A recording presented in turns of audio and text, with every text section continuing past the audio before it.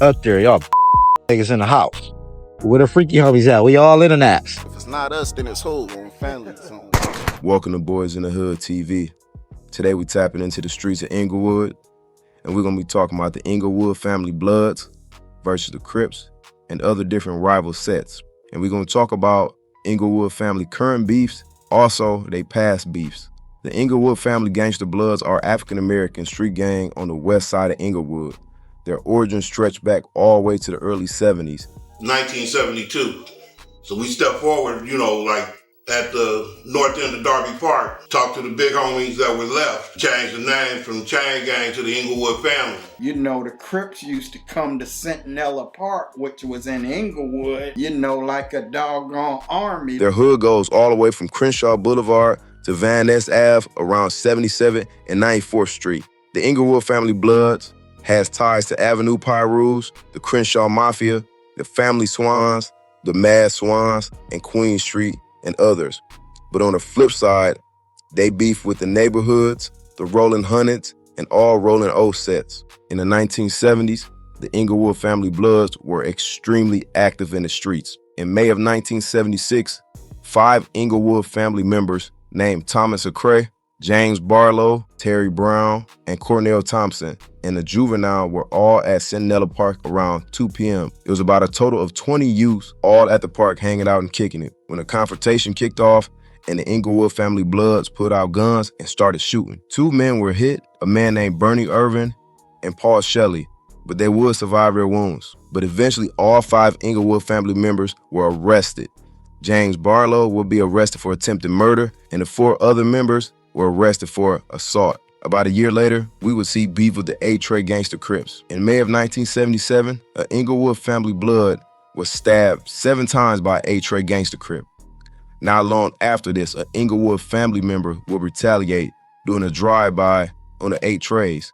But in this drive-by shooting, nobody was wounded. On May 30th, 1977, on Memorial Day, the Inglewood Family Bloods would see 2 Crips at Centinela Park and start dumping. Both Crips will be shot, but they will survive their injuries. Now, by the 1980s, the Inglewood families had solidified their reputation as one of the most ruthless blood gangs in the city, and things will get extremely violent.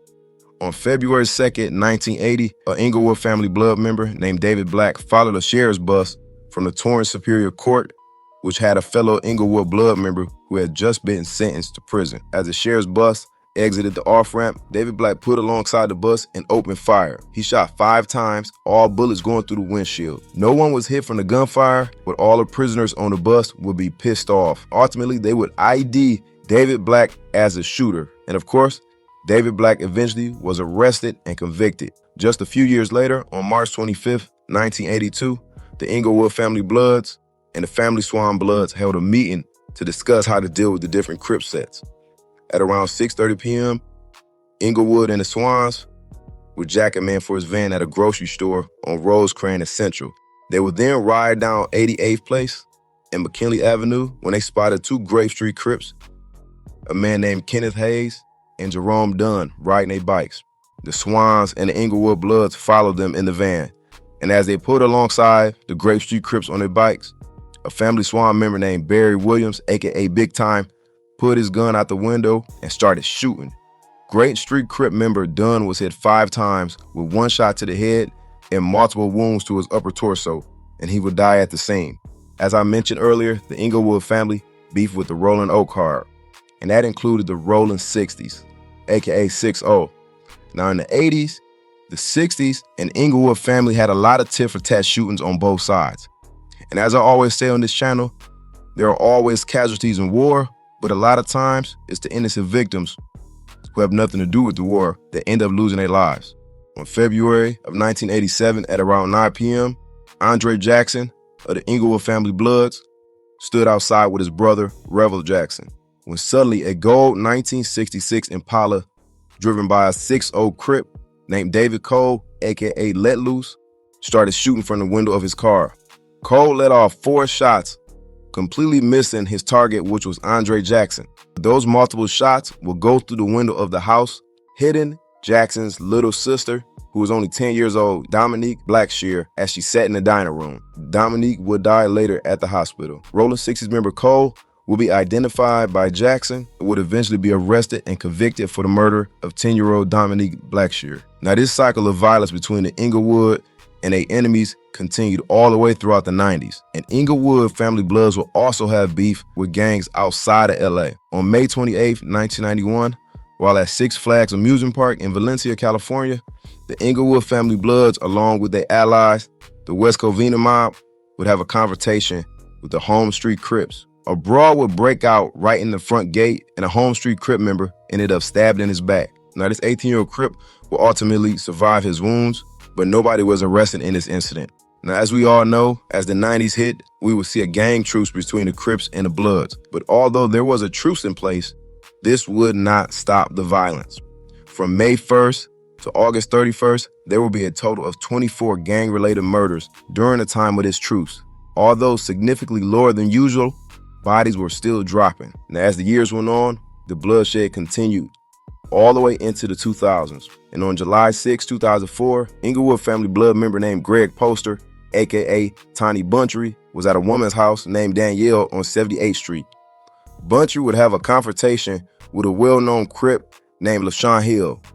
Things would escalate, and Buntry could be heard saying, "Fuck crabs," and then he started shooting, and LaShawn Hill would be shot and killed. Eventually, Buntry was identified by multiple witnesses, and he will be arrested and convicted, and he will be sentenced to life in prison for this murder. Just 3 years later, on April 1st, 2007, at around 1:30 p.m., Inglewood Family Blood Andrew Marie was driving near a known Rolling 9-0 set on 94th Street. In the passenger seat of the car with Andrew was a man named Kenneth Friesen, aka Kenny B. As Andrew and Kenny was driving, he spotted a known Rolling 9-0 Crip named Michael Hall staring at him. He realized that Hall was pulling a gun from his waistline. Andrew then stepped on the gas and started driving fast, and Hall started shooting at the car, with shots breaking through the back glass window and one bullet hitting Kenneth in the back of the head. After the shooting, Hall would then run between houses, fleeing the scene. Andrew Marie was unharmed, but Kenneth Friesen would die 3 weeks later after being on life support. Hall would be ultimately identified by multiple witnesses and was arrested. But before the trial, Andrew Marie would lose his life and be shot and killed in Inglewood. But ultimately, Hall would be convicted of Kenneth's murder and be sentenced to 59 years to life in prison. Now, just 4 months later after this shooting, the Inglewood Family Bloods would clash with members of 5'8 neighborhood Crip. On August 4th, 2007, a man named Rashawn Clinkscales attended a party in Lancaster. About 10 minutes after being at the party, he decided to call his cousin to tell his cousin to come pick him up, and he waited outside.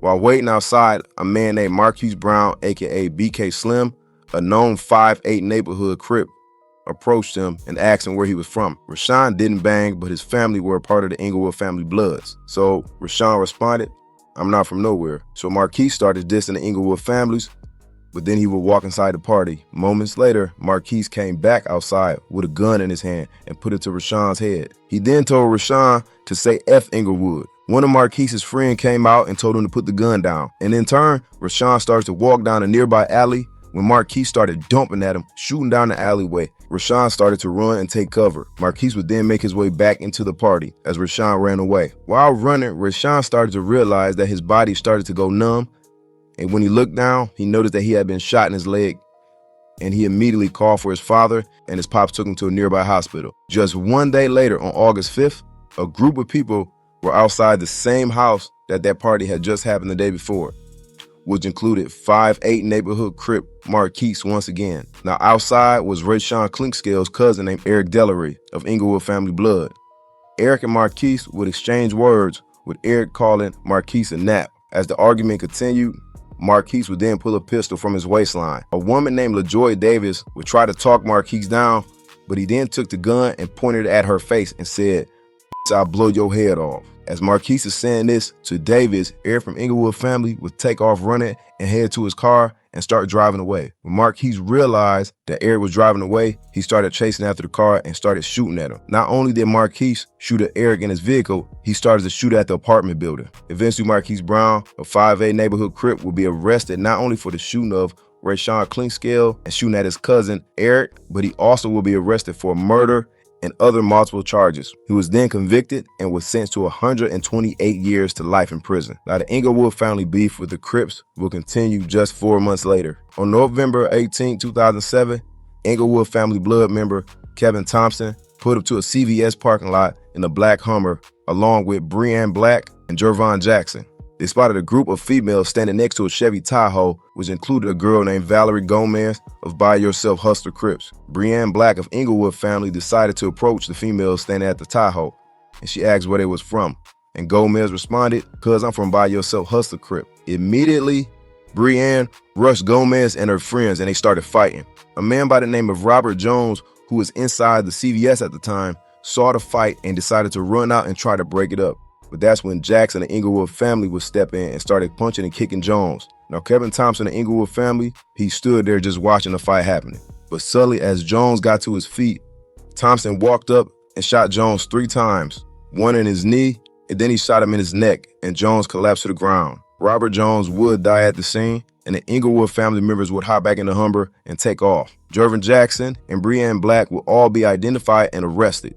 Thompson will be identified as the shooter and will be sentenced to 60 years to life in prison for the murder of Robert Jones. Now, just 2 years later, on July 3rd of 2009, Inglewood Family Blood member named Rod Trayvon Woods, aka B-Mac, was at a car wash located on 52nd Street in Crenshaw in the black Chevy Malibu when he spotted a rolling 30s Crip named DeLorean Foreman, who he previously had a run-in with just weeks prior. At around 7:30 p.m., Woods will pull up next to Foreman and call him over and say, "I heard you was looking for me." Foreman then will respond, "If I was looking for you, I would have found you." Suddenly, Woods pulled out a gun and started shooting. Foreman was hit in his stomach as he hit the ground, and Woods yelled, "I'm B-Mac and Inglewood Family," and he drove away. Foreman would survive this shooting and would spend weeks in the hospital recovering.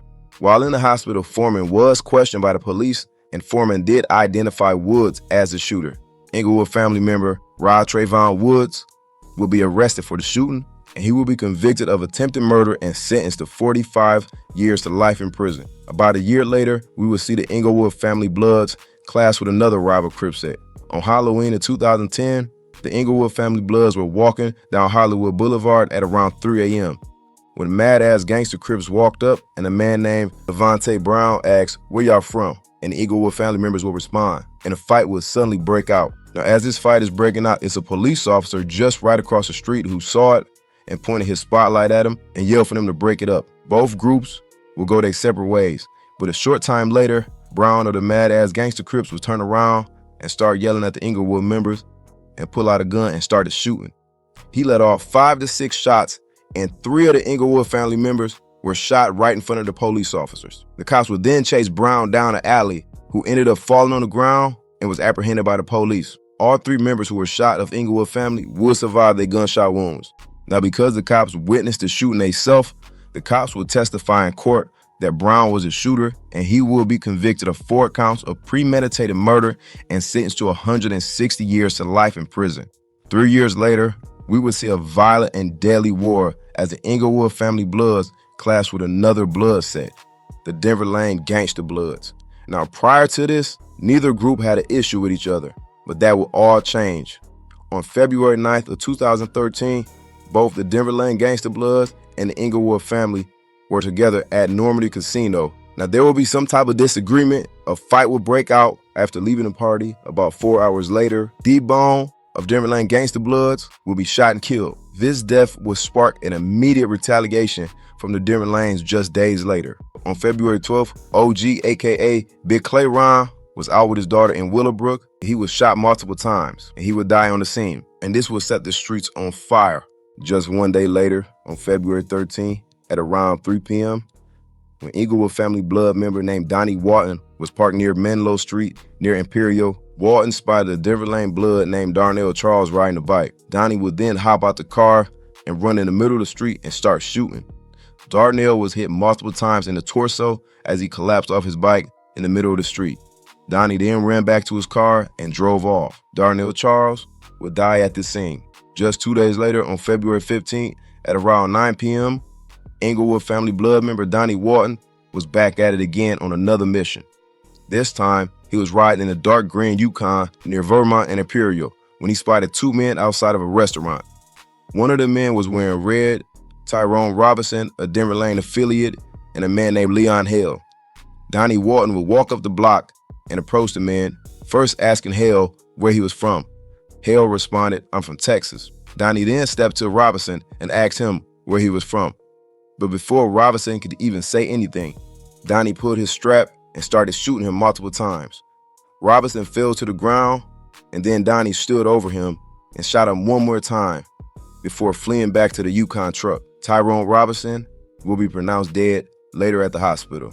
Now, this shooting was caught on camera and had multiple witnesses. So eventually, Donnie will be arrested for the murder of both Robinson and Charles. He will be convicted of both murders and sentenced to life without parole. As I always mention, sometimes violence and issues can arise even between gangs who don't even consider each other enemies. About a year later, at a costume party, an Inglewood family affiliate named Don Sims Jr. and a man named Adam Blair were in attendance. Sims started taking pictures of a few females and a few shots that was considered inappropriate of a girl named Lisa Bryant. A man named Darren Paul noticed Sims taking these photos of Bryant. And as the party ended, Paul walked up to Bryant and told her that Sims had been taking inappropriate photos of her. So then Bryant confronted Sims and asked him about the pictures. Sims then showed Bryant the photos, and she immediately asked Sims to delete them. But Sims refused, and a big argument broke out, and Adam Blair could be heard screaming, "This Inglewood family." Sims and Blair would then go outside and sit in a Jeep. While inside, Lisa Bryant would call her daughter Petaway on the phone, telling her to come over now and that she was upset that Sims had been taking photos of her. While Sims and Blair sat in a Jeep, Bryant's daughter Petaway and her boyfriend, a 6-deuce brim named Levon Thompson, aka Baby Evil, would pull up right next to the Jeep. Bryant and others would come back outside the house again, asking Sims to delete the photos. And once again, Sims would refuse. And Blair began arguing with Thomas, a 6-deuce brim, saying, "This family." And Thomas would respond, "This brims." Suddenly, 6-deuce brim member Thomas would step out the car and pull a gun out and point it at Sims' head and say, "Give up the phone." Sims would tell Thomas to get that gun out of his face and he would knock it down. Thomas would then grab the phone out of Sims' lap and started to walk away. And as Sims stepped out of the car, Thomas would then start shooting. Sims would be shot in the head and he would collapse right there on the scene. Thomas and Petaway would then flee in a black Dodge Charger. Don Sims Jr.